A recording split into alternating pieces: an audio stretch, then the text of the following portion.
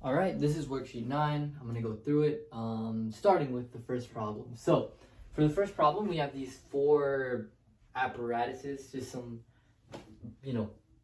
point masses on sticks and stuff.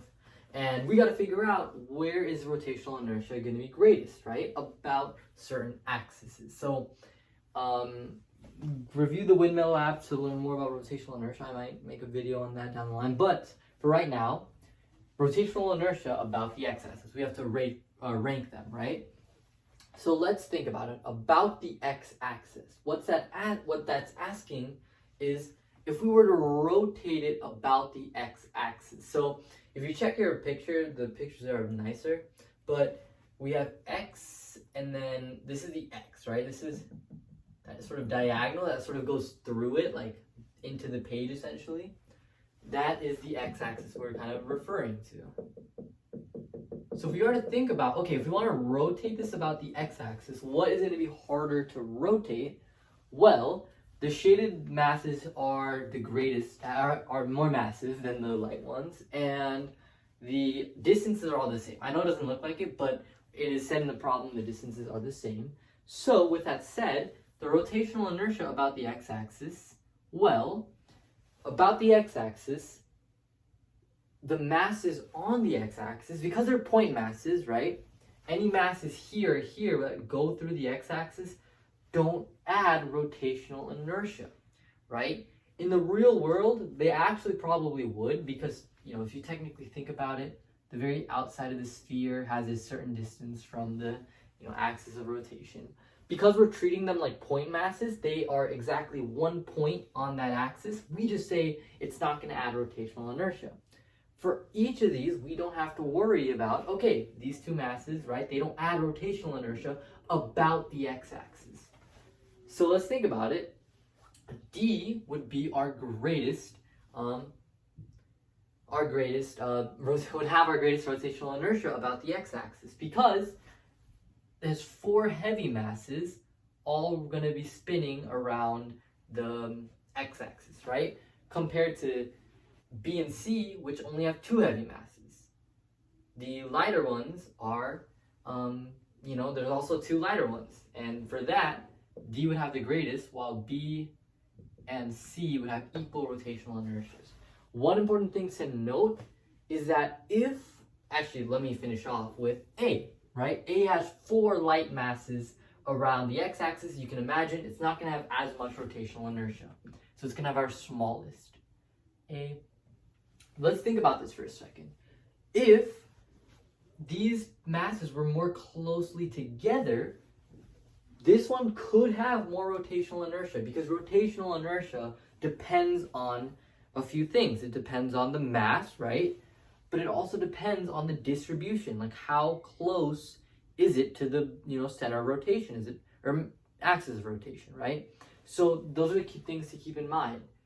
Now if we move on to the y-axis, it's the same logic. I know that on the y-axis, those masses aren't adding rotational inertia, so I know that, well, D is going to have the most rotational inertia about the y-axis. And C also will have the same amount because both of them have 4 heavy masses rotating about the y-axis. B would come in second place. Actually, no. Really, both B and A would because they have 2 lights and 2 heavies that are all going to be rotating around that y-axis like this. It's going to be sort of like that. So we'll say B and then A. To end things off with z-axis, we have same principles. This time it's rotating upwards, right? With the z-axis pointing upwards, sort of like that. So with the z-axis, same logic applies. We got 4 heavy masses on the very outside rotating around. We have also the same thing, 4 heavy masses rotating around. C has 2 heavies and 2 lights, and same with A. That's why they have equal rotational inertias. So in the lines where it says explain with like physics concepts or whatever, you can just talk about what I've been saying, right? The idea that, the distances are the same, so more mass would mean more rotational inertia about that axis. Let me just find it. I don't know where I went. Okay, here we go. Okay, So hopefully you explained that well enough. We can move on to the next question, which is hopefully a little more shorter. If we have a rod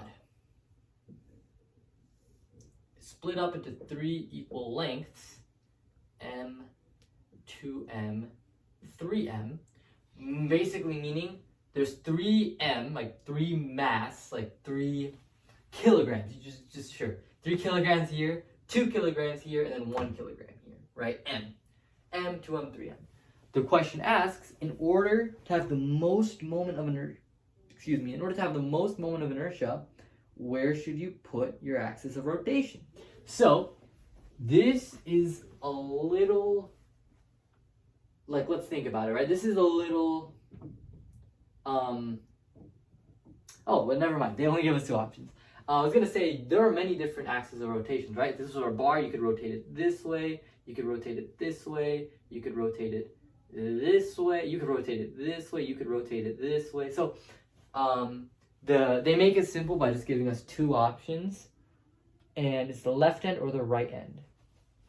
So I'm guessing they want us to rotate it like this, right? If you wanted to rotate the bar like so.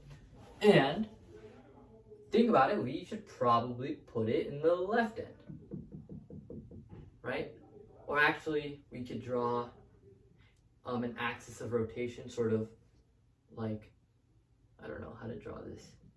Like so, right? So you can imagine if it's going here, we want our axis of rotation here. Why? Because more of the mass is concentrated farther away, right? If you imagine putting our axis of rotation here, the heaviest masses, like the 3M, the 2M, are closer there, compared to having more mass farther out, right? Compared here. Because remember, our general equation is going to be the sum of all the masses and all their distances squared. That's our general equation. If you know calculus, you can actually figure it out that, yeah, most of our, like, we have 3M here, which is a way greater distance compared to putting it here, right? So that would hopefully that kind of makes sense, right? This is more heavier here, so it makes sense to put it farther away to have the most moment of inertia. To finish, we have 2 more pages. So number 3, I'll make this kind of quick and straightforward. If we have objects of the same mass, we have a hoop, we have a disc, and then we have a square, and a solid like hoop square, right? It's not, or yeah, it's like a hoop square, loop or whatever. And this is, we have A, B, C. Which ones would have the most moments of inertia, assuming they have the same mass, and then this, they all have like the same sort of like 2R, right? This diameter is 2R. If you're assuming all those things, it's pretty easy to say if we have the most moment of inertia is going to be C, which is going to be followed by A, which is going to be followed by B. If you want to explain this, the easiest one to explain is B.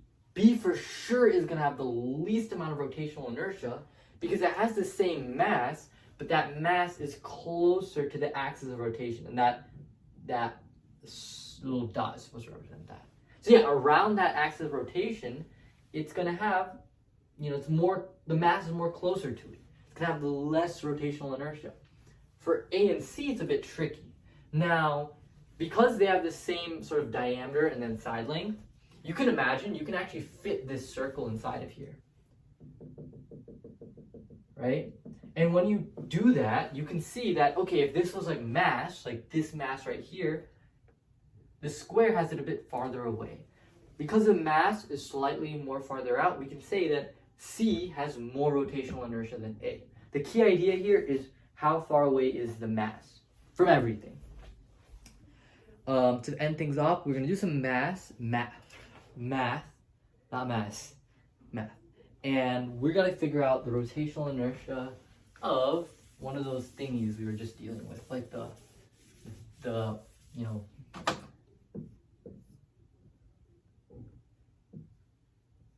just like that. So let me just get my calculator.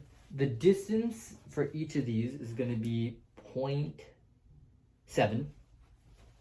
Yep, 0.7, 0.7, 0.7, 0.7. The mass of here, the mass of the shaded one is 5 kilograms. And then for the lighter one, it's 3 kilograms. We just got to figure out the rotational inertia of this object about the axis of rotation right here, right? Going kind of out of the page. Like if you imagine, this would rotate like a clock.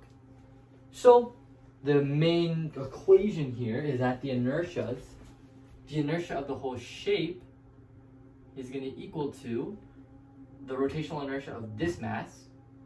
So we'll call it mass 1. And then we can call the distances all the same. R, 0.7 is R. This mass, which is the heavy one, so I'll call it M2. This mass, which is M1, R2 squared. I found R2 squared. Or R squared right there. Plus this heavy one, 1/6.